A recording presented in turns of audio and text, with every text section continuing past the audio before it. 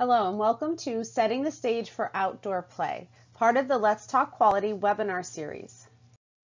The following topics will be reviewed: an overview of gross motor play, the safety of gross motor materials and equipment, scale-specific time expectations, scale-specific items, and resources relevant to gross motor time.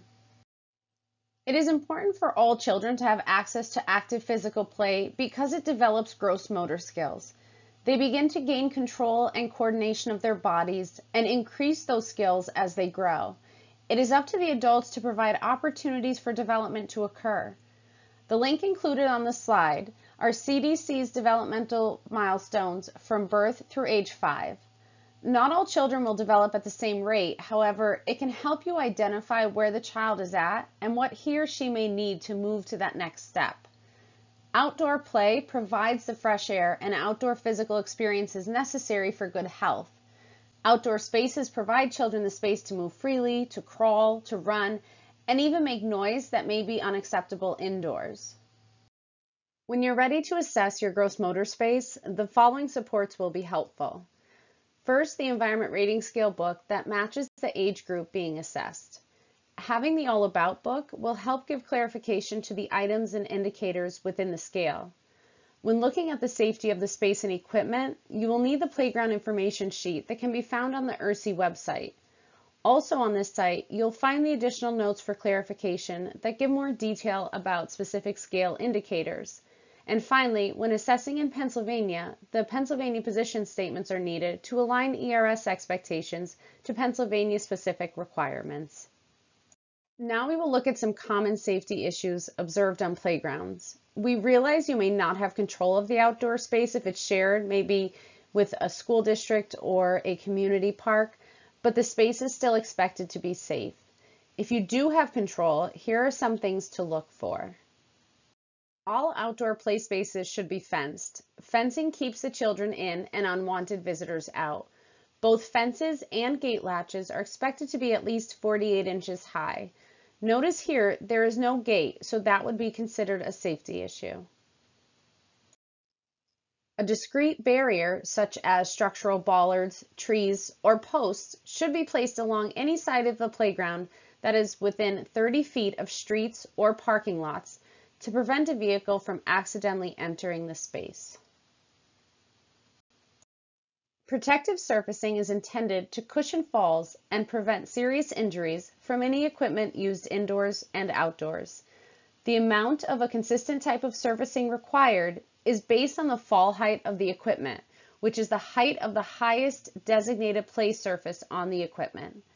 Equipment having a fall height of 18 inches or less is not required to have protective surfacing.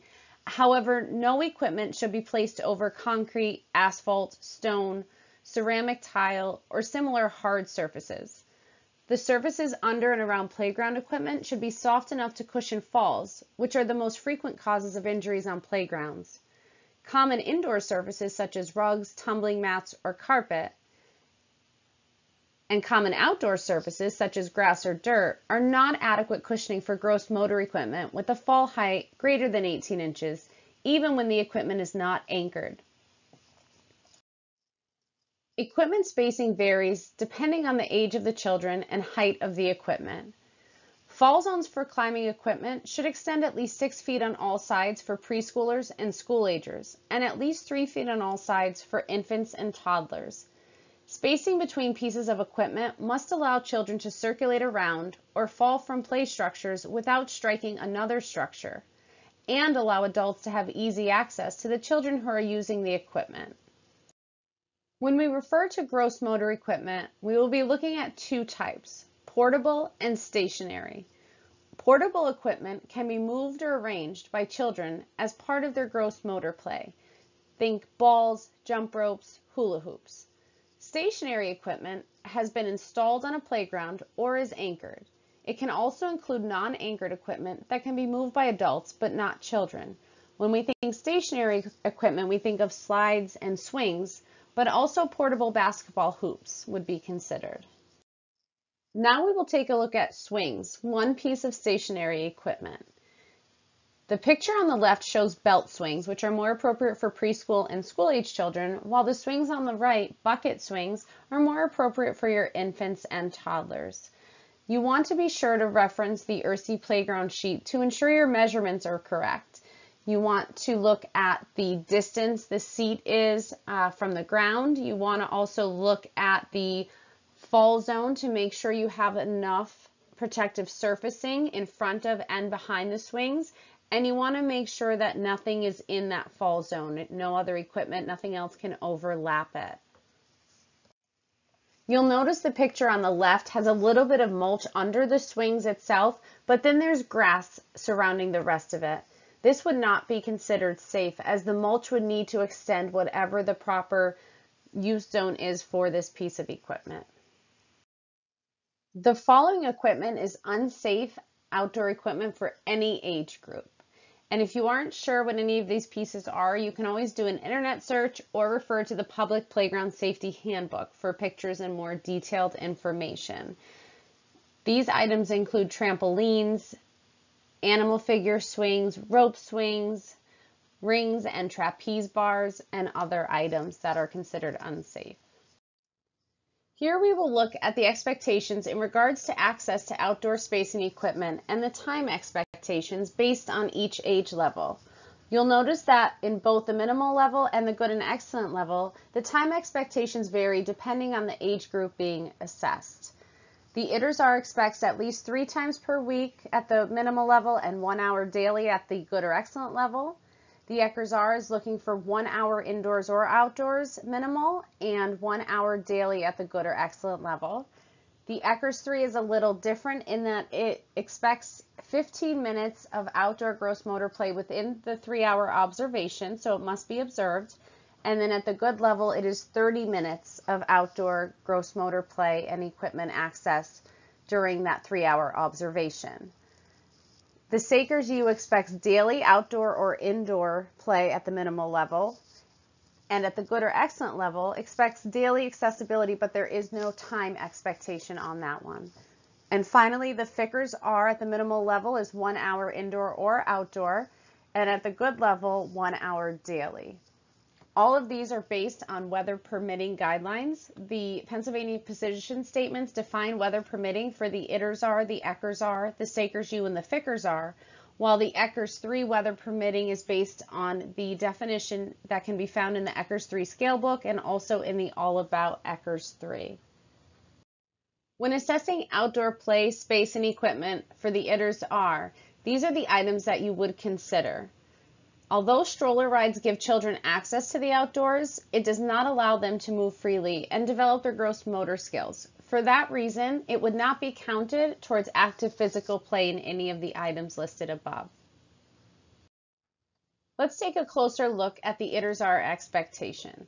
When it comes to equipment and materials, there is no expected amount. You want to be sure, however, that there is ample equipment so children have access without long periods of waiting. At the excellent level of quality, the space has both a soft and firm surface, for example, grass, outdoor carpet, rubber cushioning, and decking. In addition to the equipment listed on the earlier slide that is not appropriate for any age group, these are some more pieces that are not acceptable for infants and toddlers. Let's take a look at the picture on the left. You will notice the climbing equipment is on grass. Since the structure is higher than 18 inches, a protective surfacing would be expected. Although mulch is a protective surface, it is considered a choking hazard and should not be accessible to children under 3. Equipment should be no taller than 32 inches for children ages birth through 23 months. 2 to 3-year-olds should not have access to climbing equipment over 60 inches high. Keep this in mind when you have a mix of young and old toddlers. When assessing outdoor play space and equipment using the FCCCERS-R, you would want to consider the following items when scoring and assessing. It is expected that both portable and stationary equipment are accessible. Stationary equipment, however, is considered a high-quality practice in the 7s level of quality. Equipment should stimulate 7 to 9 skills, and there should be enough that all children have interesting options. There again is a list of equipment that is not appropriate for FCCERS-R age children. Now we'll take a look at the FCCERS-3. Listed are the items you would assess when looking at gross motor play. In order to score supervision of gross motor activities must be observed within the 3-hour observation. Both portable and stationary equipment are expected in the 5s level of quality. At the minimum level, equipment should stimulate at least 7 different skills. This is expected in the 3s level for the FCCERS-3, but if you remember, it is in the 5s level for the FCCERS-R. When looking at the skills for portable equipment, each item could count towards 2 skills. For example, a ball could count as 2 skills in the FCCERS-3, whereas in the other scales, it might be counted as 3 skills, throwing, kicking, and catching. Here are some stationary pieces you may see on a preschool playground. For this age group, equipment should not be over 60 inches high.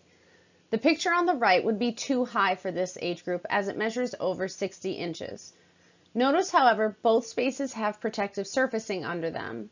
You would check the ASTM F1292 from the manufacturer to ensure it is safe for the height of the equipment. Also be sure to look out for tears or rips in the surfacing that may cause a tripping hazard. Now we'll take a look at a school age program using the FCCERS-U. The items listed would be scored when assessing gross motor play and activities. Children should have access to at least one hard and one soft surface suitable for different types of play. For example, asphalt for basketball, grass for baseball, or protective surfacing under climbing equipment. It expects that there is a variety of stationary and portable equipment, meaning more than one piece of each type. Both stationary and portable equipment should offer 5 different skills each, so 5 skills for portable and 5 skills for stationary. Climbing equipment up to 84 inches is acceptable for school age. The picture on the left is about 7 feet and would be too high. The picture on the right is a fenced-in basketball court. The basketball hoops are considered stationary equipment, but would not be counted as a skill if there were no balls available for use with them. Both together provide the skill of playing basketball. Here are the items that would be scored when using the Family Childcare Environment Rating Scale Revised Edition. Although there is no expected amount of equipment or materials, you want to be sure that there is ample equipment, so children have access without long periods of waiting. At the excellent level of quality, the space has both a soft and firm surface, for example, grass, outdoor carpet, rubber cushioning, and decking.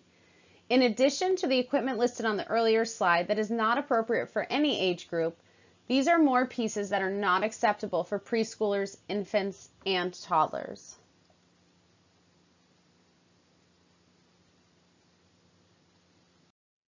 You'll want to be sure that the portable equipment is appropriate for the age and ability of the children. In the photo on the right, the gravel would need to be 9 inches deep under the climbing equipment. There should be no more than 2 swings in a bay. In this photo, there are more than 2 swings in a bay. There are also dual exercise rings and trapeze bars, which are not appropriate for any age group. The fall zone for single axis swings is 2 times the distance from the pivot point to the ground, both in the front and the back of the swings, and cannot overlap the fall zone of any other equipment. A 6-foot fall zone is required from the perimeter of the supporting structure. Here are 3 additional resources that can help you when assessing your outdoor gross motor space.